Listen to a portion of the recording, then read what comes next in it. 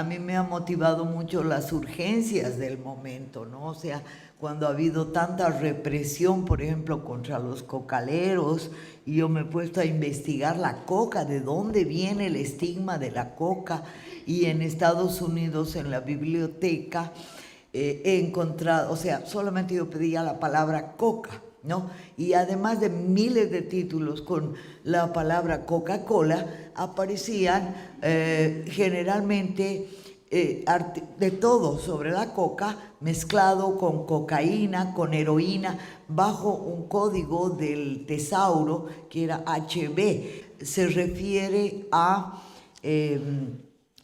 criminalidad y patologías sociales. O sea, las cosas más inocentes como por ejemplo un libro sobre tradición, coca e identidad aparecía en el casillero de las patologías sociales. Ahí como que descubro los mecanismos del imperio para cosificar nuestros conocimientos, nuestros saberes, usarlos y cuando deja de serles útil, estigmatizarlos y desecharlos. El tema de, por ejemplo, las insurgencias femeninas en las luchas por la democracia también me llevan a ver y a investigar el tema de las mujeres.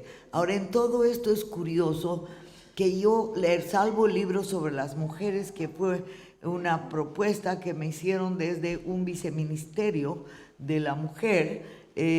Todos los demás libros los he escrito en mis tiempos libres y con la plata que me sobraba. O sea, yo trabajaba, ahorraba para poderme dedicar un tiempo a investigar por mi cuenta, porque yo no postulaba a esos concursos de investigación porque estaban muy circunscritos, ¿no? Y posiblemente me hubiera aplazado porque yo no cumplía ciertos requisitos formales, ¿no? Pues el precio de eso, de cierta estrechez económica, lo he pagado con mucho gusto a cambio de la libertad de escribir como quiero, de respetar o no respetar normas académicas, como que muchos de mis textos hay notas al pie donde hago relación de cómo conocí a tal autor y por qué de sus obras tomo esto, porque él estaba casado con una negra y que me parece, o sea,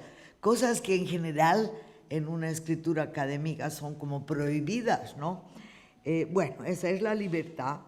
Y por otro lado, la libertad de pensar en mi propio idioma mezclado, manchado, cheje, que está lleno de conceptos e ideas aymaras, y eso como que siempre hay que traducirlo para que sea legible, ¿no?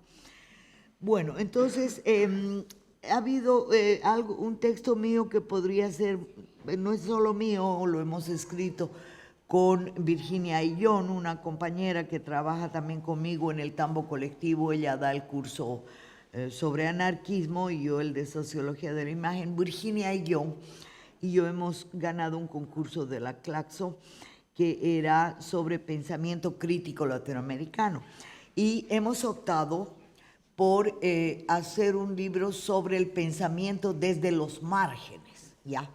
O sea, no un pensamiento central, sino marginal, ¿ya? Y la antología se llama Desde los márgenes, ¿no? Y para poder entender el margen había que entender qué es el centro. Desarrollamos la idea del centro a partir de 4 centralizaciones, ¿no?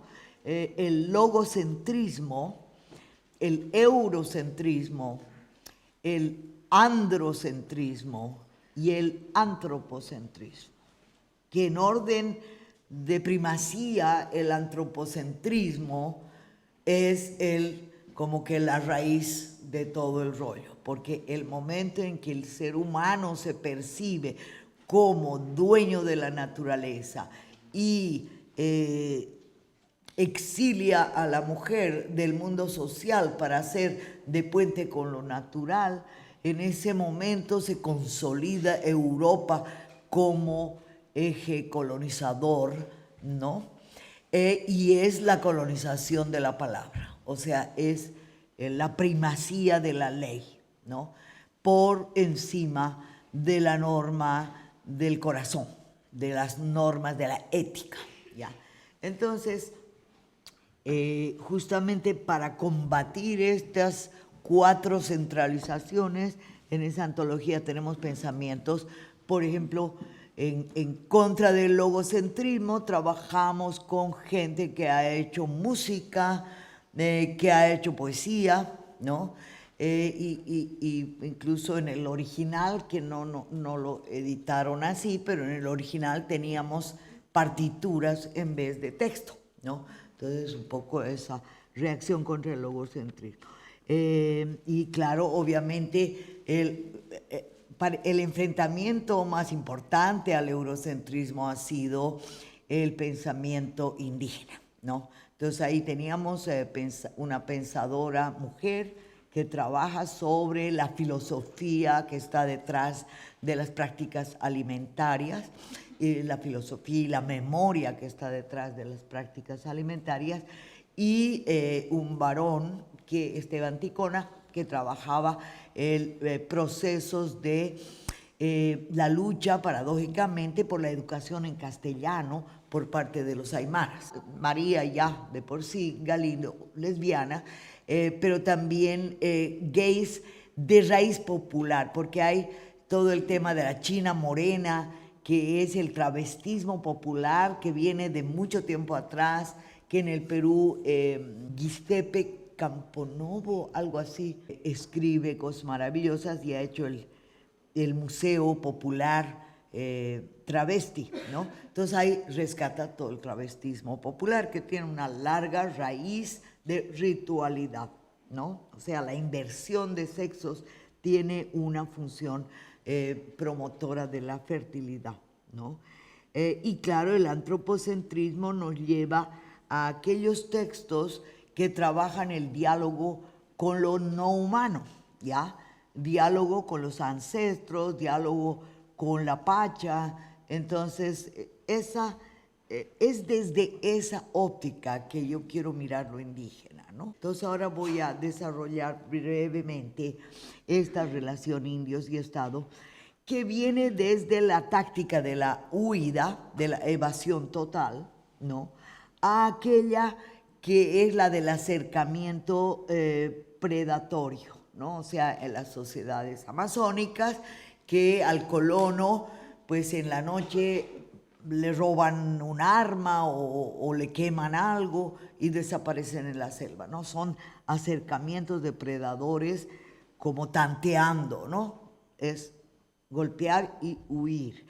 Y luego, claro, vienen los acercamientos más perniciosos, que vienen con las misiones, que ya de algún modo empiezan a instigar a una mirada a la selva como el ámbito del demonio, ¿no? Y entonces empieza como a desfamiliarizarse el indígena amazónico del mundo de la selva, de todo lo que implica pedir permiso a los dueños de los animales, etc.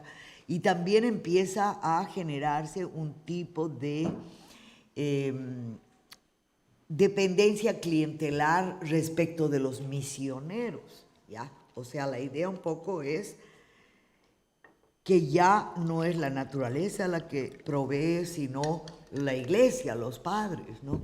Y entonces, en ese proceso de pérdida de autonomía va a darse verdaderamente una colonización del alma, ¿no? O sea, una entrega de la subjetividad a la dominación y al temor de Dios, ¿no?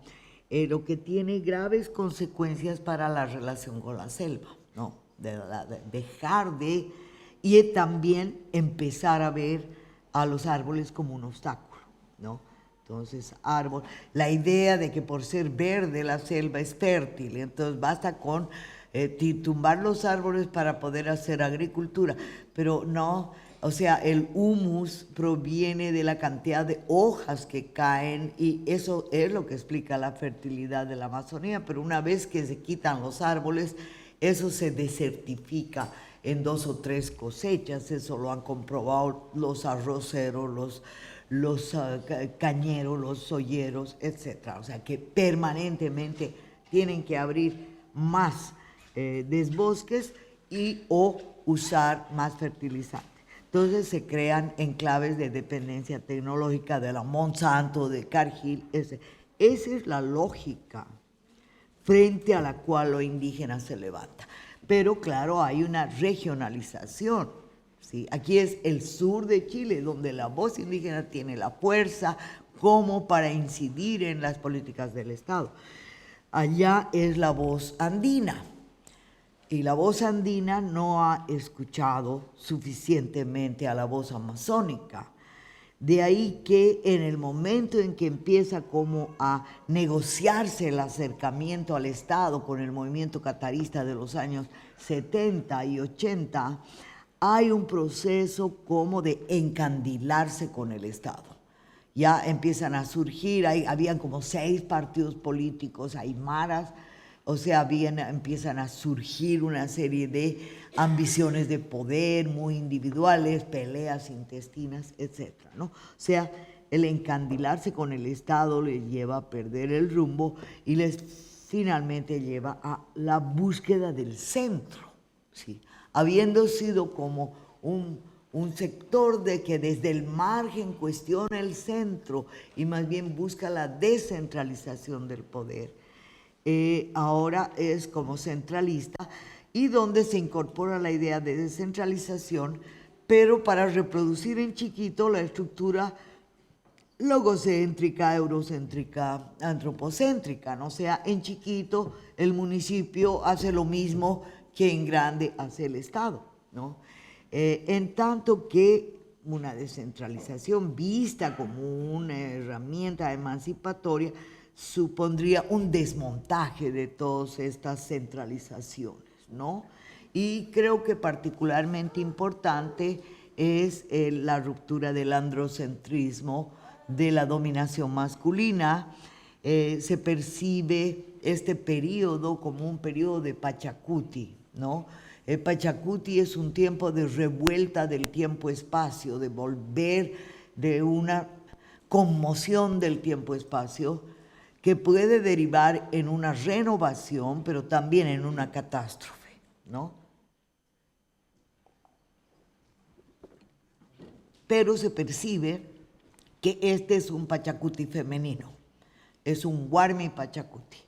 Entonces, esa idea me abre a la otra temática, que es en toda esta trayectoria cuál ha sido la conducta de las mujeres. Ya en la obra de Huamampoma, digamos que la figura originaria de la primera edad de la antigüedad andina era la pareja del guerrero y la tejedora, ¿no? O sea, era como el epítome de la civilización, era el guerrero que defendía el territorio y la tejedora que entrelazaba las diferencias culturales, ¿no? Y en ese sentido, la noción de territorio es una noción masculina, en tanto que la labor femenina es una labor de tejido intercultural.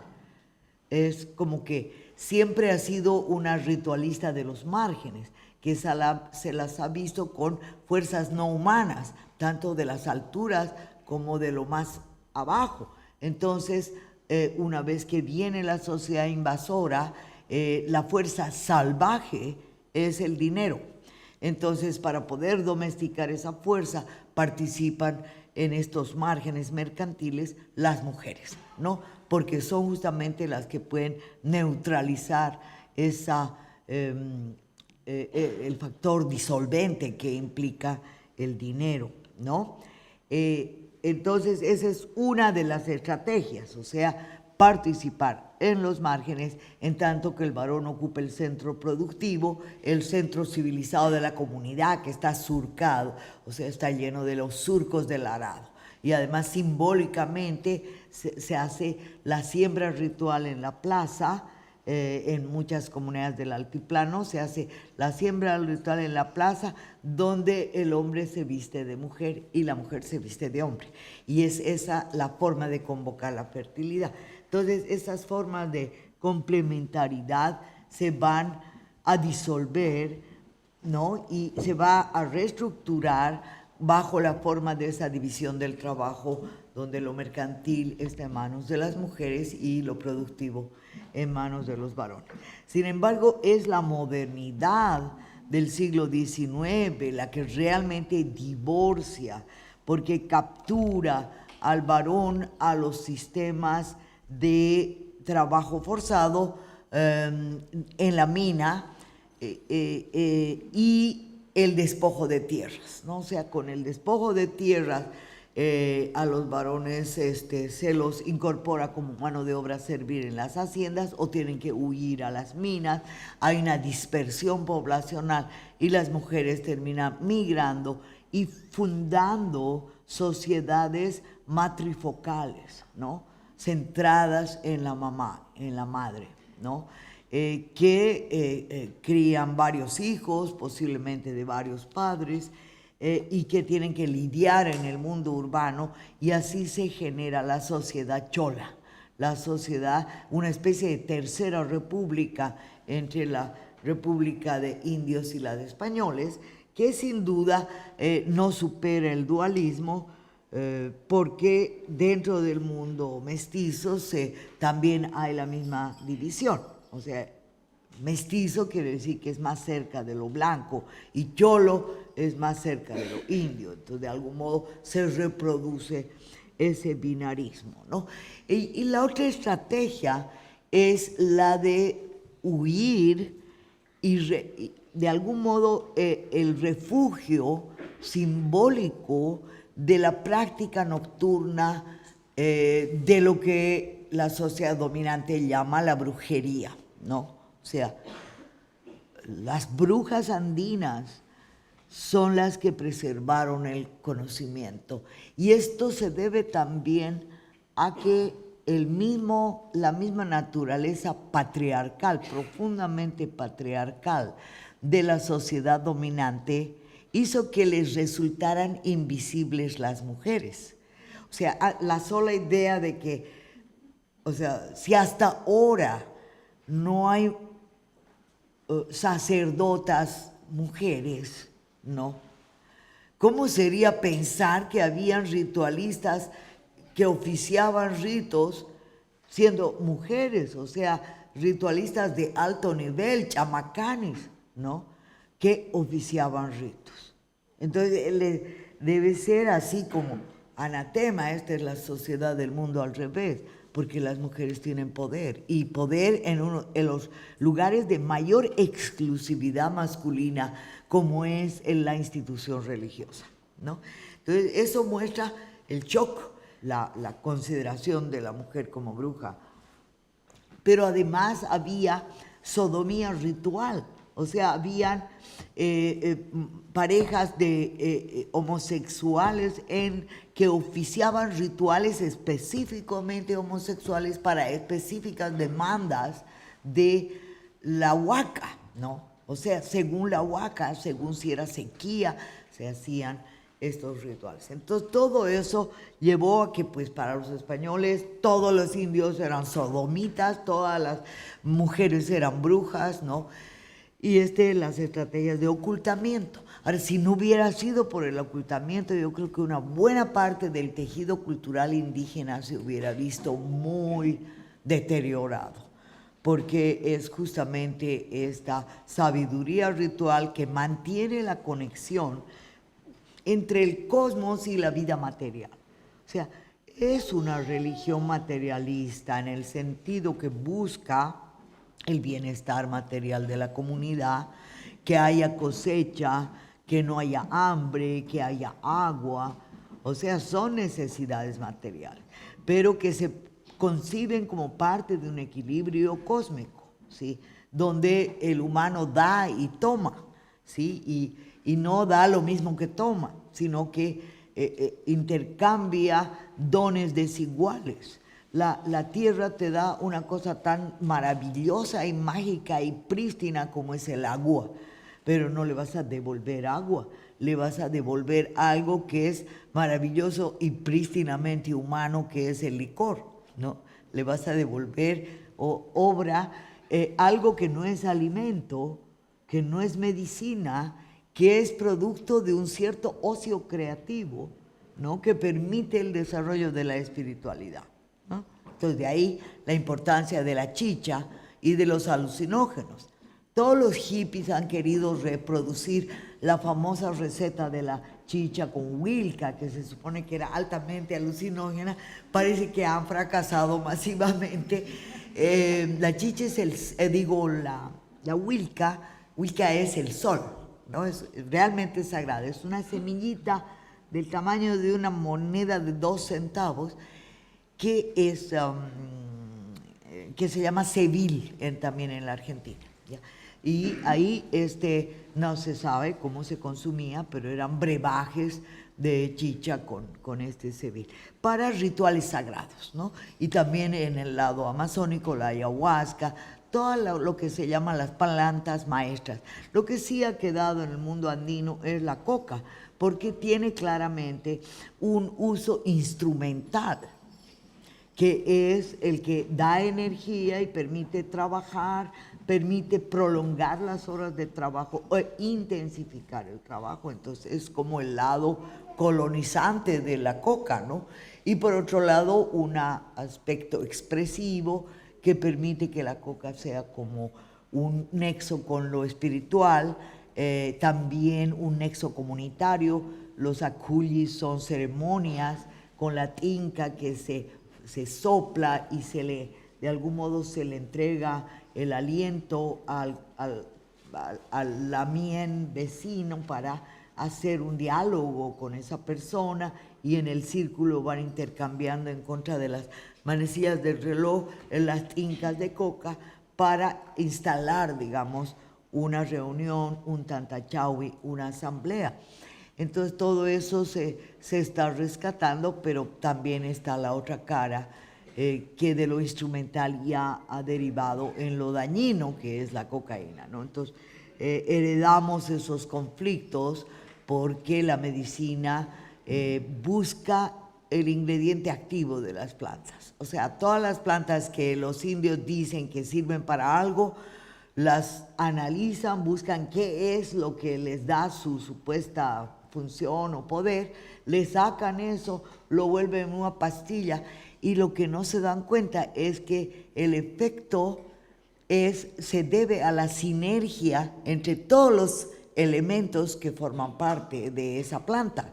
Entonces, la hoja de coca tiene más calcio que la leche, y tiene fósforo, tiene minerales, antioxidantes y toda una serie de nutrientes que justamente equilibran el carácter estimulante, ¿no? Entonces la coca estimula, un estimulante cualquiera como el café te consume las grasas, ¿no? Por eso toman café para adelgazar, pero te consumen las grasas y el cerebro es grasa, entonces te agota, te cansa, y entonces quieres más café, ¿no? Pero la coca es lo interesante, que te quita te da el estímulo, te agota el cerebro, pero te da el alimento que te permite vitalizar el cerebro, te da todos los nutrientes y entonces se equilibra. Entonces, todos estos saberes indígenas en manos de Occidente han conducido a la unilateralización, al estigma, a la negación, y solo ahora se está empezando a verificar. Seguramente aquí ha ocurrido también con la herbolaria mapuche, que en la pandemia de pronto han surgido un montón de preparados y mezclas de hierbas que verdaderamente eran tratamientos tanto preventivos como curativos de la pandemia del COVID, ¿no? Entonces, la dinámica femenina ha estado detrás de una serie de logros poco visibles porque no se expresan políticamente. Las representaciones femeninas, lamentablemente en Bolivia, han llegado a escenarios de poder, como ser el Parlamento o el Ejecutivo, pero lo han hecho muy tuteladas por los varones, con muy poco margen de autonomía.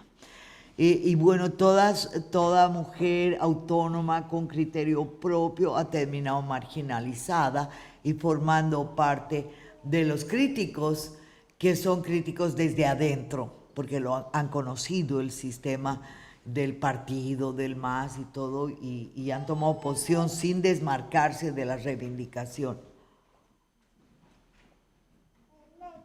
Entonces, mientras el acercamiento de los varones al Estado forma parte de una estrategia de clientelismos escalonados que les permiten un margen de redistribución de recursos a sus bases, mientras que en los sectores intermedios se quedan más recursos y se forman empresas que luego se basan en esas redes clientelares para reclutar mano de obra, etcétera, y se escalona una jerarquía capitalista, ¿no?, basada en las autonomías y en los derechos indígenas. Entonces yo siempre pregunto, o sea, ¿para qué queremos autonomía?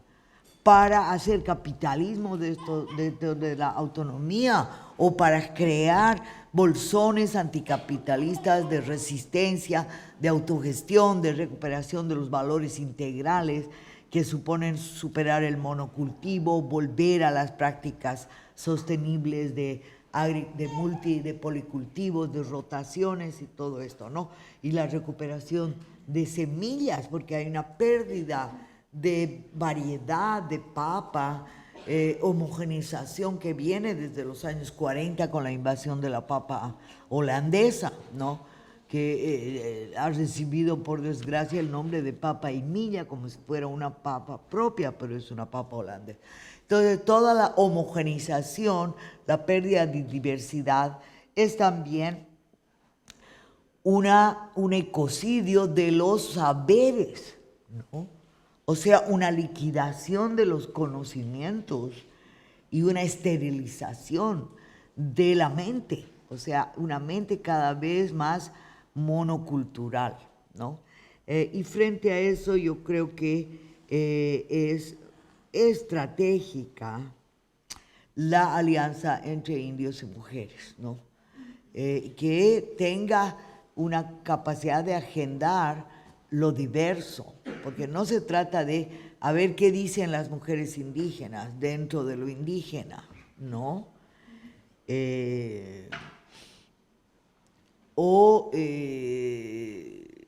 Buscar que las mujeres como que se abran a lo étnico, ¿no?, sino realmente ver que hay homologías estructurales en las formas de dominación a las mujeres y a los indios, desde el momento en que nos definen nuestra identidad desde afuera, o sea que no somos quienes nosotros decimos somos así. No, que lo eterno femenino, que la belleza, que me gustas cuando estás callada, ¿no?, del Pablo Neruda. No, esas cosas no van, pues, ¿no? Y nuestra autodefinición a veces se traduce en un grito, en un insulto, es lo que hace la María Galindo, ¿no es cierto? Se enfrenta con las audiencias poco menos que a reventarlas, ¿no?, y a patear el suelo y a ¿Por qué? Porque tenemos rabia acumulada, pues, ¿no? A veces es peor el reconocimiento paternalista que te hace la concesión, que te hace sentir, ah, sí, qué bien, yo te he invitado, pero también te puedo desinvitar, ¿no ves? Es esa ciudadanía condicionada, ciudadanía en lista de espera. Entonces, no, pues, o sea, generar como otro polo de emisión de discurso que nos permita incidir en el debate político, en el debate ideológico, desde nuestra perspectiva, como también diciendo que la liberación de las mujeres va a liberar a la sociedad, va a liberar a los machos de ser sus propios verdugos, ¿no? Y también la liberación india va a liberar a toda la sociedad, al mestizo alienado, al que ha vendido su alma al diablo por 4 pesos o que está siendo funcional a la depredación de su territorio, ¿no? Entonces, esas son las tareas que tenemos como indios y como mujeres. Y claro, articularlas no es fácil, porque hay prejuicios de ambos lados. Y creo que también una de las razones de los problemas con la constituyente ha sido ese intento de meter todas las agendas sin haber previamente generado los nexos, las traducciones necesarias para entendernos, ¿no?, entre diferentes. O sea, las diferencias han sido sedimentadas por siglos de incomprensión y no se van a resolver con solo buenas intenciones, y particularmente buenas intenciones de una cierta élite masculina de izquierda muy decente, muy decorosa y muy bien comportada, que tiene mucha distancia cultural con el indio, ¿no?, y con la India en particular. Bueno, creo que hay nomás, no sé si he hecho muy largo o muy corto. Tengan en cuenta que ya es como la sexta vez que estoy hablando en público y que seguramente he dicho lo mismo que ustedes ya han escuchado otras veces. En fin, de todas maneras, hay para las preguntas y ahí podemos ampliarla. ¿Ya? Gracias.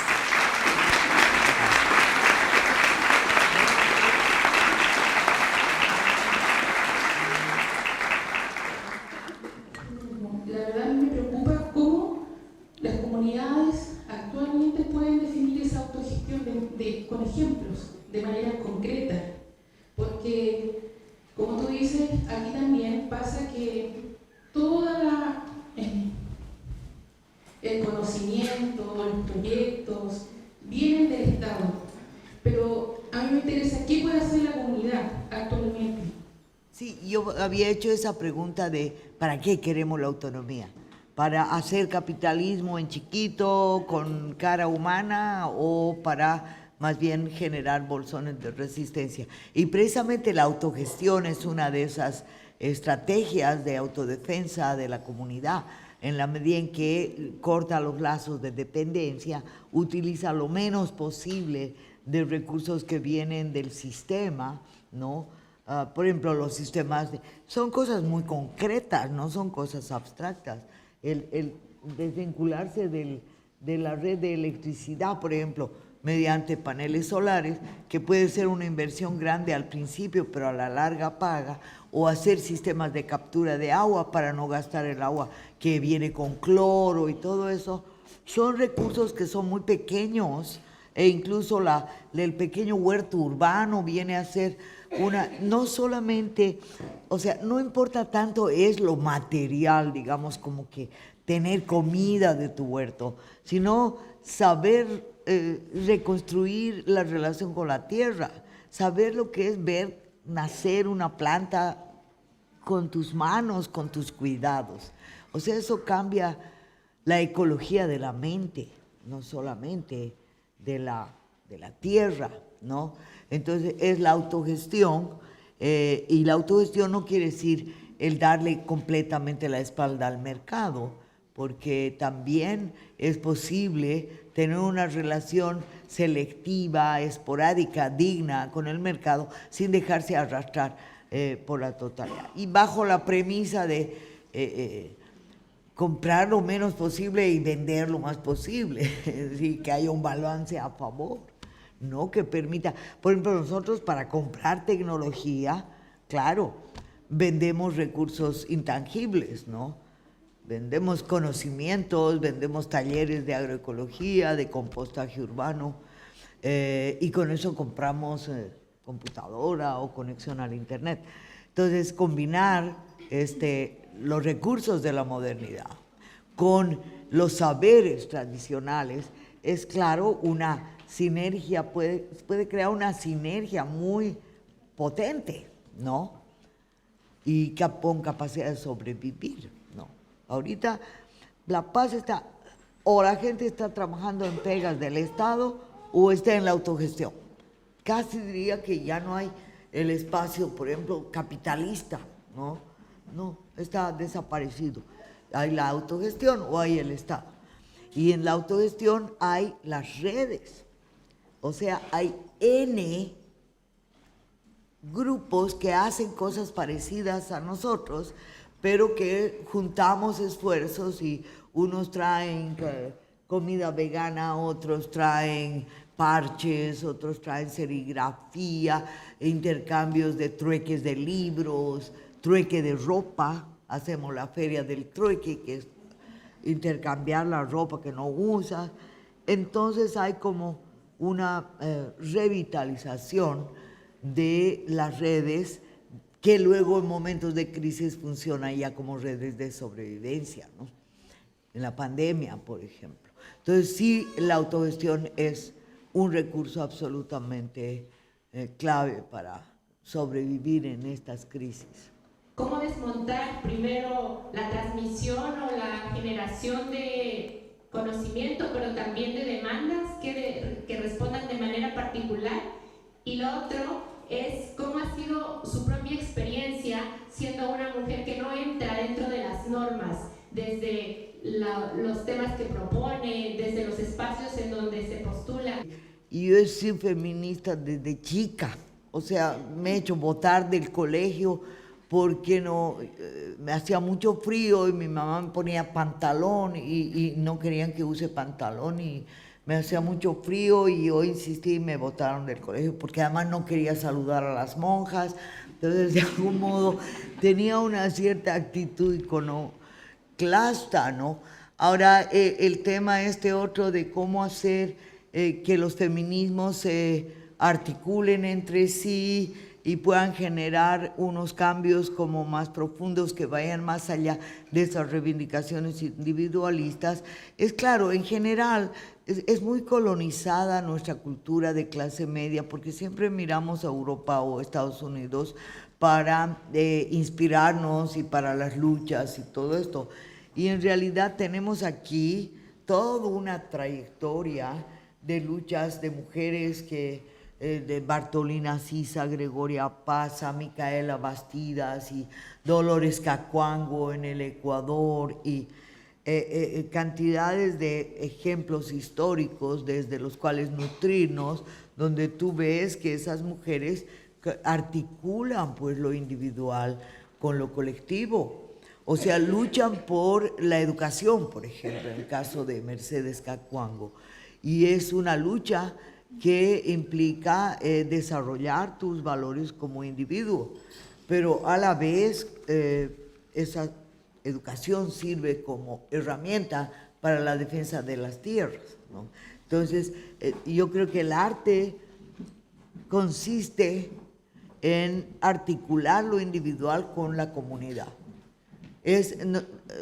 Suena fácil, pero no es fácil, ¿sí? ¿Hasta qué punto el límite de lo individual? ¿En qué momento el desarrollo del individuo empieza a atentar con la reproducción de la comunidad?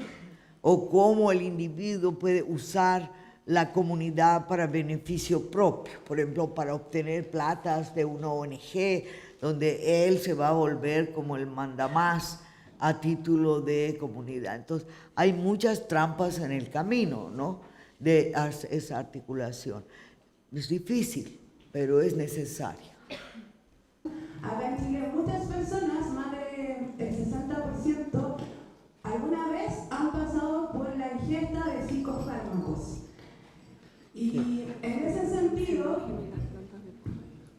como hablamos de la autonomía y también de la autonomía del pensamiento, que se champurrea, y tengo una relación con las plantas de poder y con los hongos muy profunda, y me gustaría saber qué es lo que opinas en torno a cómo nosotros podemos reconectarnos con las puertas de la percepción, porque es difícil hacer cambios materiales ya en el exterior si nosotros como personas, como individuos, como chef, como persona, no estamos bien con nosotros mismos. Pero el trabajo con plantas maestras, por ejemplo, con la ayahuasca, se da por bastante plata en cualquier lugar de Europa o de Estados Unidos, en contextos supremamente individualistas que no tienen, yo creo, mayor implicancia espiritual ni de reconexión. Posiblemente hay experiencias estéticas muy intensas, pero yo diría que tienen poco impacto en la posibilidad de recuperar una visión indígena, ¿no? Mientras que en lugares, bueno, en todas partes se ha comercializado mucho el tema de los viajes espirituales con plantas sagradas, ¿no? Yo no sé qué planta habría aquí en la zona mapuche, pero casi en todas partes ha habido alguna planta sagrada que ha permitido conocimientos, ¿no? Hay un mito muy interesante que en realidad no es mito, es una historia de el cuento que cuentan los españoles en respecto del cerro de Potosí, del Sumac Orco de Potosí, es que los indios no conocían que había ahí plata y que había ido un indio y había prendido una fogata y había empezado a salir plata fundida y de ahí empezó la explotación. Esa es una gran mentira, ¿ya? Porque hay justamente el testamento de Diego Hualpa, que es el supuesto descubridor, cuenta que el cerro era un santuario y que habían decidido no explotarlo porque la explotación de ese cerro habría traído la sequía de toda una región. Ya como que ha ocurrido, ¿ya? Y que además ese cerro era como la punta de lanza para llegar al Antisuyo. El Tahuantinsuyo, el universo de los 4 partes, ¿no? Tenía 3 partes conocidas y domesticadas desde el Chinchaysuyo, el Collasuyo y el Cuntisuyo, pero siempre la frontera de los Antis, que son los selváticos, nunca lo pudieron dominar y conquistar, ¿no? Entonces ese cerro servía como para llegar hacia ese mundo amazónico y ejercer una suerte de seducción espiritual o de neutralizar las energías agresivas para que haya una relación más equilibrada, ¿no? Y para eso tenían un santuario en la punta del cerro donde estaba todo alfombrado con pieles de jaguares y los chamanes y las chamanas se convertían en jaguares, ¿ya? Para dialogar con ese mundo de la Amazonía. Obviamente es conocidísimo en todas las etnografías de la yagé y de la ayahuasca que una de las experiencias que conlleva la toma de estas plantas es el que se convierte la gente, el chamán, en jaguar. Y los que están participando en la ceremonia suelen contar que ven al chamán convertido en jaguar.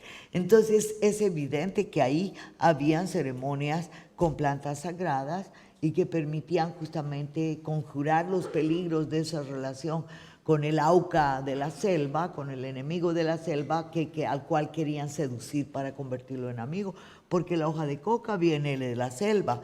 En todas las culturas antiguas de Paracuas, Chimú, Chavín, que son las culturas de la costa, se encuentran rastros de productos de la selva que han tenido que cruzar todas la cordillera y llegar hasta el mar, desde el Atlántico hasta el Pacífico, plumas de guacamayo y todo el arte plumario del altiplano que es con plumas de...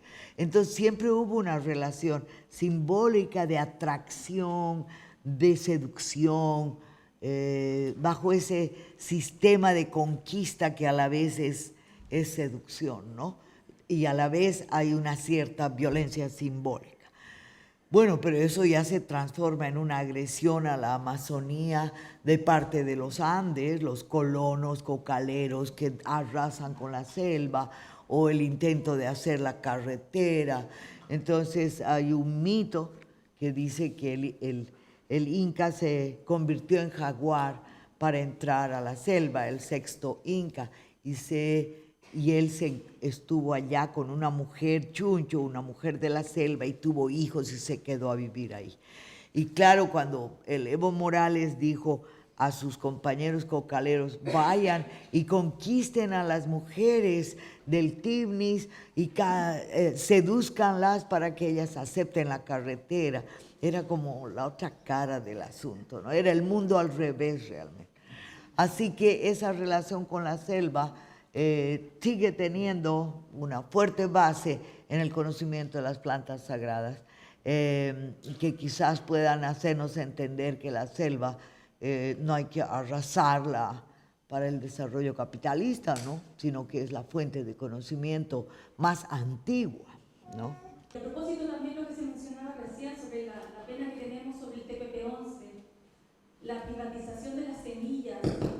Específicamente quería preguntarte, para ti, ¿cuál es el rol del revolucionario o revolucionaria actualmente, teniendo en cuenta de que acá en Chile también hay muchos espacios como los que tú mencionas, de trueque, de encuentro, pero que muchas veces llegamos a estos espacios con la subjetividad coaptada por el capitalismo, llegamos con el corazón muy capitalista.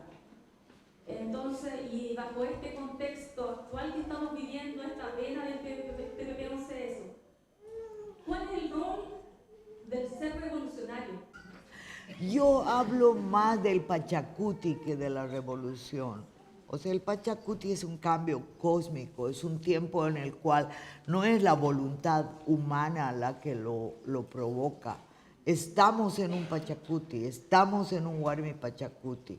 O sea, nos toca ponernos a tono, sintonizarnos con el Pachacuti en marcha o ponernos reaccionariamente en contra a resistir ese cambio. ¿Qué es lo que están haciendo las derechas aquí ahora con el rechazo a la constituyente? Es un síntoma de los tiempos el que haya logrado discutirse la problemática indígena en un alto nivel como es una constituyente. Entonces yo creo que ya no es tiempo de pensar, la revolución pertenece a una cultura del tiempo lineal, del tiempo progresivo, que va, digamos, con una teleología que está hacia la sociedad sin clases, hacia el bienestar económico, y yo creo que esa idea ha sido sobrepasada por los tiempos, porque lo que hemos visto son regresiones. O sea, ¿qué ha pasado en la Unión Soviética a título de revolución? La entronización de un Estado completamente feudalizado, de poderes corporativos incrustados en la burocracia, es como lo contrario, ¿no?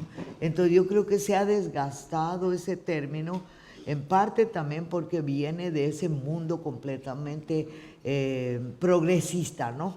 En tanto que los pensadores marginales como Bloch, Benjamin, ven como un cambio civilizatorio, como una renovación, como una reactualización de un pasado más libre, ¿no? O sea, la noción de Pachacuti me parece más pertinente que la de la revolución.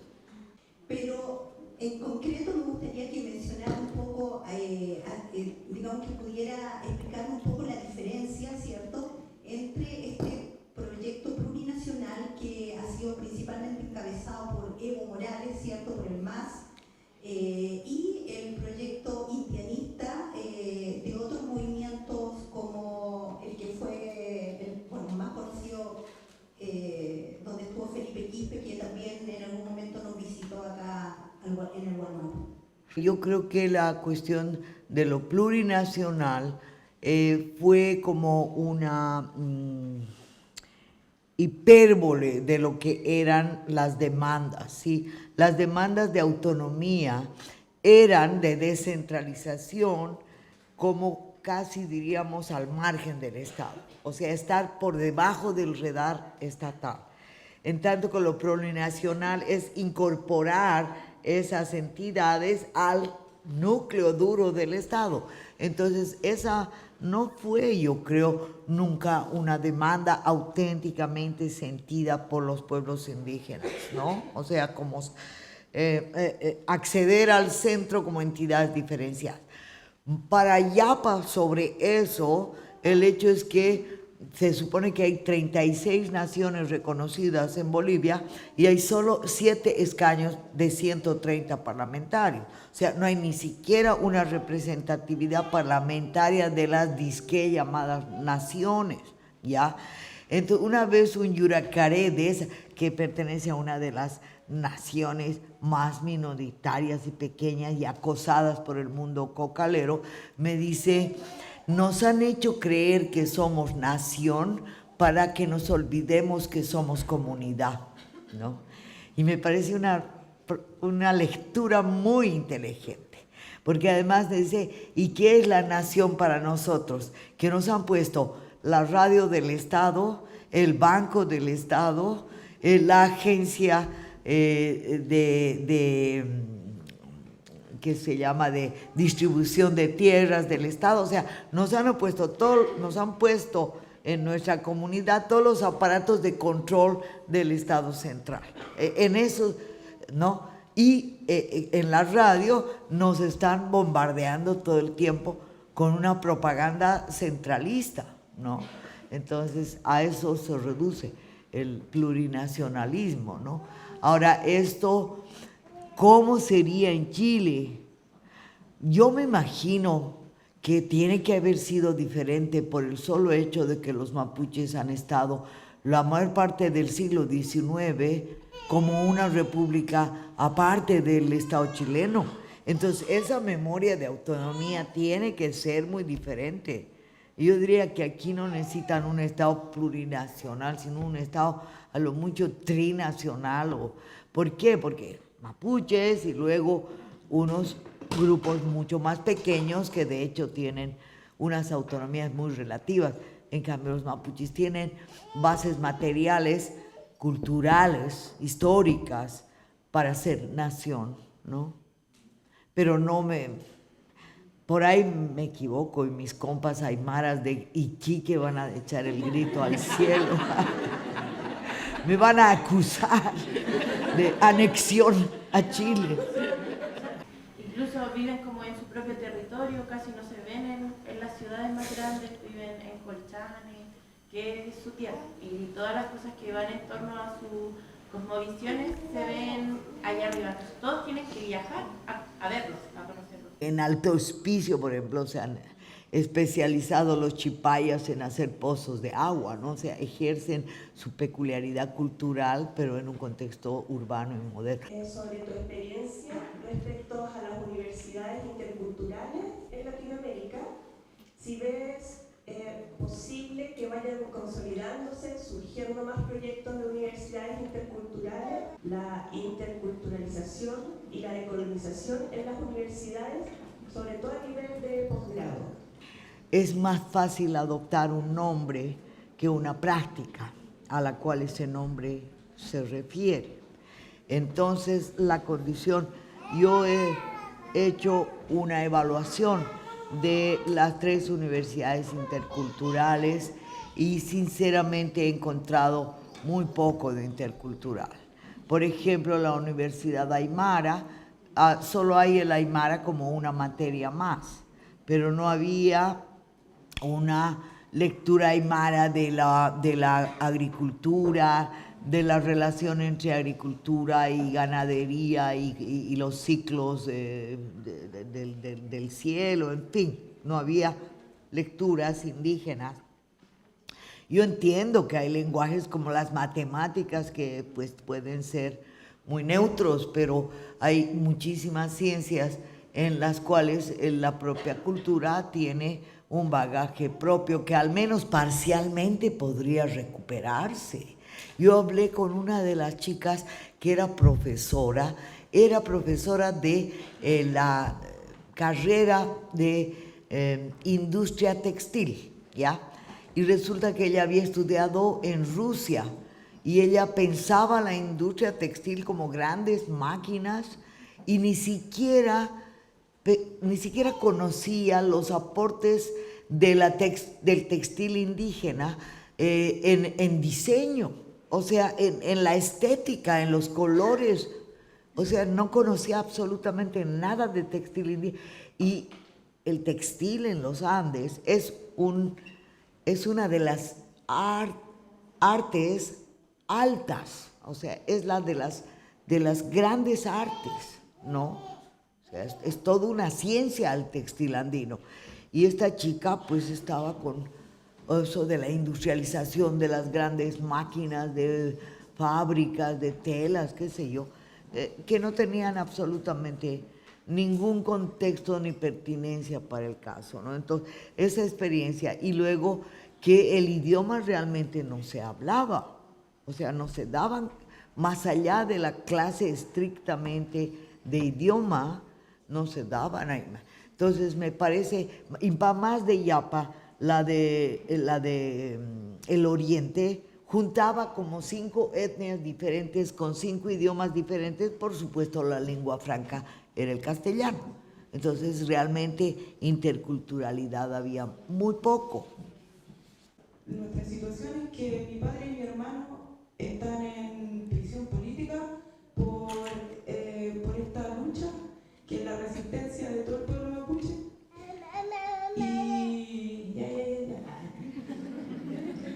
Y quería hacerles saber nuestra situación primero que todo, que por un lado es alegría, por el otro un poco de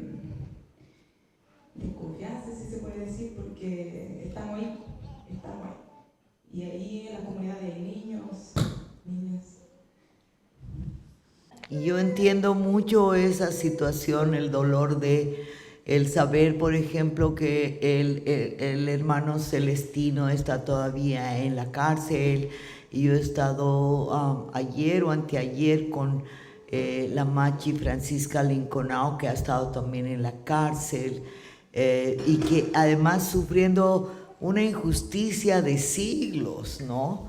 Que se supone que ya el Estado debería resarcir esos daños y pagar por esa deuda histórica, y sin embargo lo sigue metiendo en cana. Entonces hay una injusticia muy grande, y me parece que el rechazo a la constituyente debería ser más bien un motivo para redoblar la exigencia de justicia, porque por más que hayan reconocimientos formales, si la injusticia sigue en pie, no se va a haber cambiado nada, ¿no? Entonces tenemos que aliarnos entre pueblos indígenas del continente para apoyarnos y apoyar las luchas por la libertad de los presos, ¿no? ¿Qué es lo que primero debía haber hecho los presos jovencitos, los changuitos que han estado en las luchas estudiantiles? Siguen presos, los chicos a los cuales los han cegado. O sea, es una injusticia con los jovencitos que es simplemente brutal. Y aquí la lucha por la democracia es ya de hecho una lucha por el respeto a la diferencia, ¿no? Quería que me hablara más acerca del tema espiritual de la liberación de la mujer, porque para nosotros las mujeres son muy importantes dentro de la cultura. Como usted dijo, si se libera la mujer, también se libera el territorio, porque como habrán notado, la mayoría que hablaron son mujeres. Las dirigentes allá del territorio son mujeres, y gracias a ellas hemos logrado avanzar, y la persona que más me inspiraba ha sido una mujer. Y el hecho de que en el mundo mapuche sean tan importantes las machis, que sean incluso mayoría, habla pues de una conexión, de una responsabilidad respecto de la tierra, que es justamente el cuidado de la vida.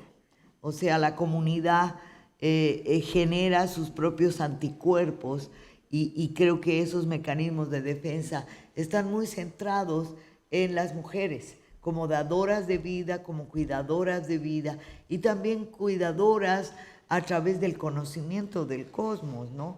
La espiritualidad que ellas han sabido guardar, pienso que ha sido lo que ha permitido al conjunto de la cultura volver a sobrevivir, o sea, sobrevivir porque de cara afuera tenía que mostrar la sumisión, el varón yendo a la mita, pagando el tributo, mientras que en los cerros y en las huacas las mujeres participaban de rituales. Incluso hasta hace no mucho había rituales que conmemoraban la memoria de la ida a Potosí. O sea, eran grandes rituales solamente para acordarse de la gente que había muerto en las minas de Potosí, y justamente eran rituales conducidos por mujeres, ¿no? Entonces eso está mostrando que justamente es esa vocación comunitaria que tienen los rituales femeninos, que se refieren a la reproducción más amplia del entorno ambiental, lo que hace que sean tan importantes para la resistencia de las comunidades indígenas. Gracias.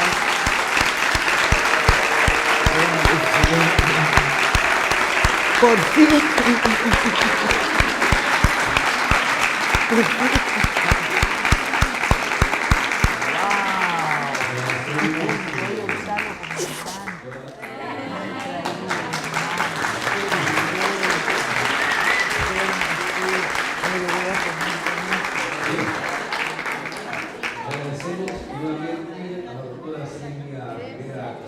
Muchas gracias, esto es plata,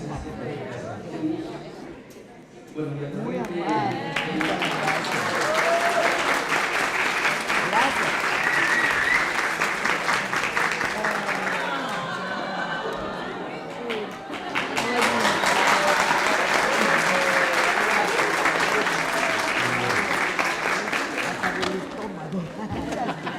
Porque he comido cosas tan ricas, qué hermosa, qué hermosa. Ah, yo tengo un plato también. Gracias.